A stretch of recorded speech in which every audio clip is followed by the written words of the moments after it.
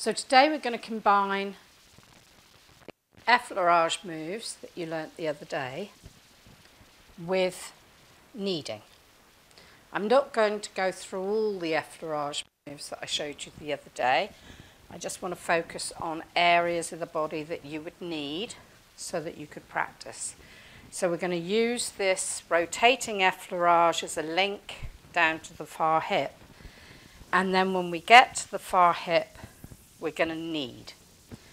So you knead where it's needed, and kneading tends to be on the fleshy areas of the body where there's a bone underneath as well. Here we have a nice fleshy hip. The love handles between the bottom towel and the waist. We want to knead. Now this is one type of kneading. It's your choice to what type of kneading you do. But kneading is done with the fingers keeping in contact with the skin. So we want to lift and squeeze, wring the skin, pick up the flesh and squeeze it. So that's one type of kneading. The other one is a sort of bread making knead, where the fingers slide down and pull back. Thumbs behind, you're sliding down and pulling back. The beauty of this type of knead is that you can actually palpate and feel the muscles underneath. But I think this kneading is much better for your back in the long run. You can move your weight from side to side, get a rhythm going, so that you're going to save any pressure in your lower back. You can also do it as a sort of circle. So there are three types of kneading. You've got your bread making knead, but fingertips are kept on the body at all times, and we're only going to go as far as the waist. So Petrissage is a combination of kneading, rolling, frictions, anywhere that we pick up the skin and we move it. And this is going to help break down adhesions, release toxins and waste products, help to break down lactic acid crystals, get the circulation going. And where there is any blockage in the body, we tend to get quite a lot of erythema with kneading. So I've kneaded this hip really well.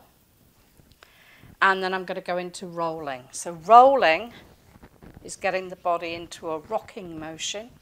We're rolling all the way up the side of the back to the armpit and back again. Getting a nice rocking motion. We're not whipping like that, which might feel uncomfortable, and we're losing contact. We need it to be continuous, flowing, rocking, all the way up and all the way back. Then we're going to go back into kneading to finish. So when we use these moves, we tend to knead, roll, and knead to finish. So this is going to loosen up the muscles, piriformis muscle, the edge of the external obliques, the top of the gluteus maximus, also some of the quadratus lumborum.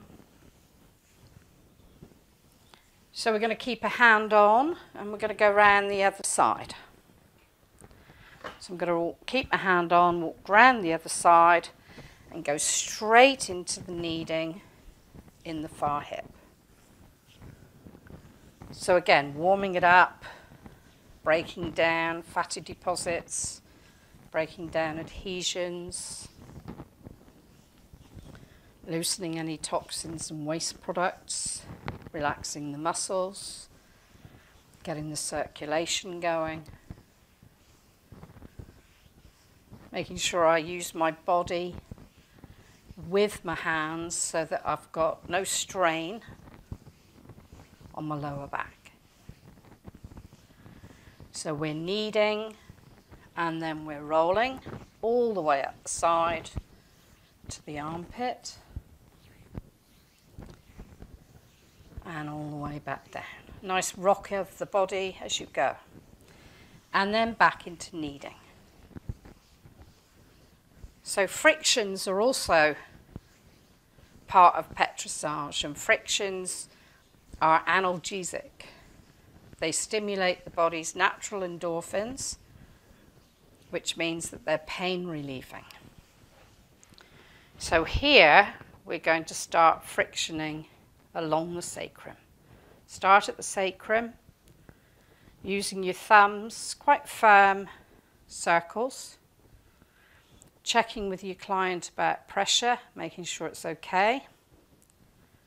And we're going to come out to the side of the body, to the hip. Then I'm going to effleurage back and do 3 rows. So frictioning along the towel line, getting a little bit deeper with the thumbs, coming all the way out to the hip, and then effleurage back.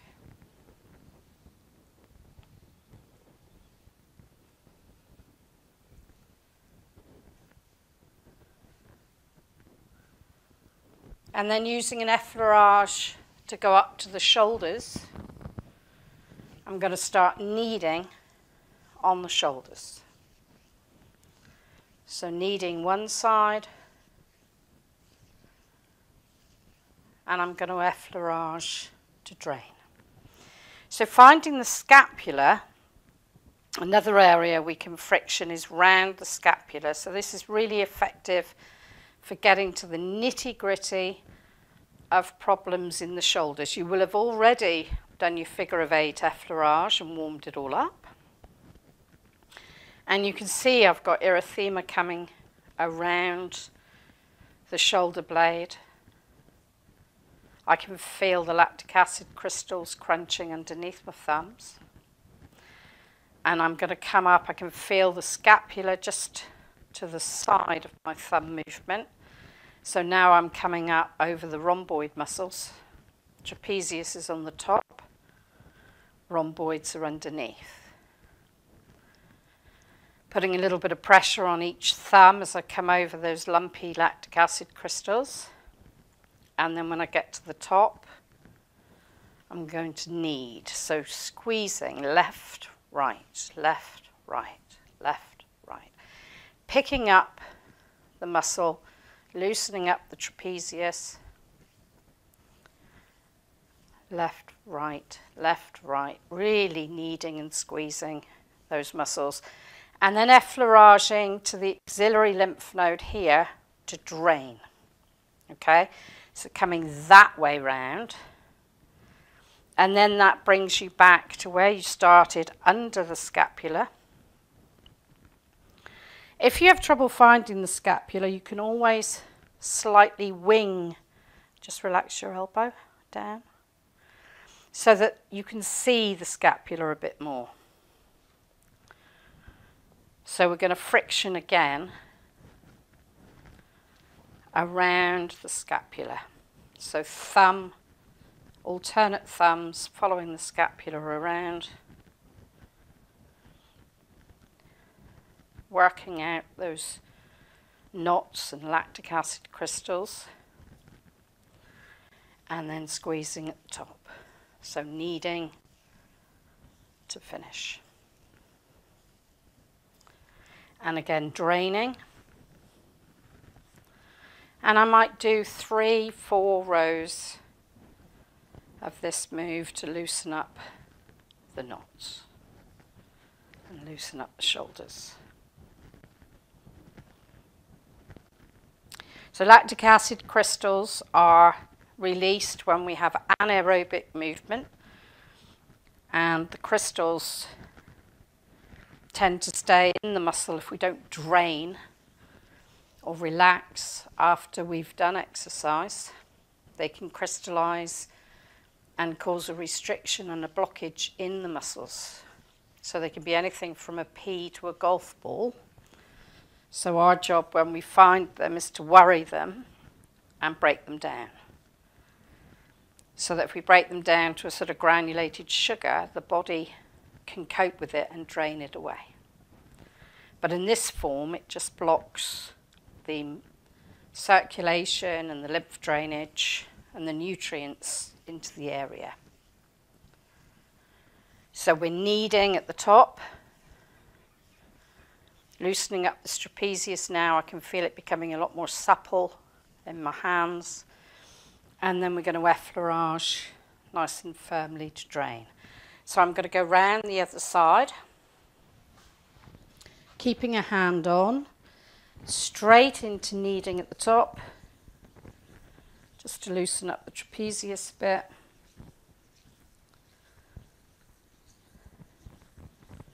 So squeezing, keep your hands down on the body.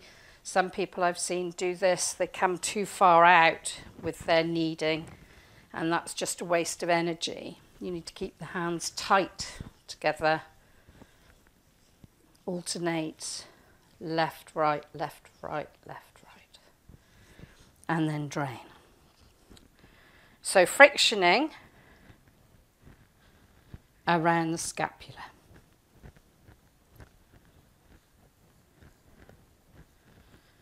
So you can see lots of erythema coming. This is where you know if your nails are too long, because you'll end up scratching your client if your thumbnails are too long. So you can't have any nails to be a therapist, I'm afraid. Then we're kneading at the top. And we're going to drain into the axillary lymph node. So again, coming up round the scapula, I'm starting to feel some really lumpy lactic acid crystals, helping to break them down, and then kneading. And again, you knead where it's needed. So if you've got a slim client with hardly any flesh to knead, then you do less. But if you find lots of lactic acid crystals, you're going to worry them, help break them down. Sometimes the whole muscle can be solid, but as you work on it, you can start feeling the crunching of the lactic acid crystals starting to break down. So we'll do one more row.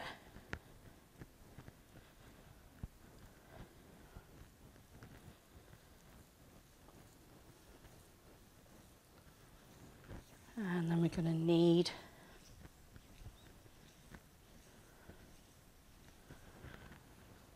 And effleurage to drain. And then use the linking effleurage to come down the back and finish with effleurage.